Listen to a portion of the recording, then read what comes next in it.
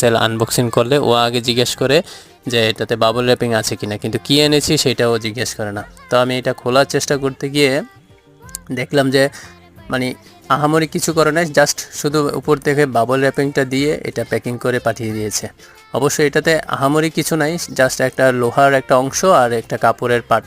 তো আমি আপনাদেরকে একটু পজ করে দেখাতে চাইছিলাম যে মানে ফিটিং করে, পরে দেখা যাচ্ছে ফিটিং করতে পারছি না। তখন আমি ভাবলাম যে না, এটা অনেক দেরি হয়ে যাচ্ছে। আমার ওই সময়টাতে প্রায় 1 ঘন্টার উপরে লাগছে শুধুমাত্র এটাকে সেট আপ করতে, কারণ এটাকে আমি কোনোভাবেই মানে মেলাতে পারছিলাম না।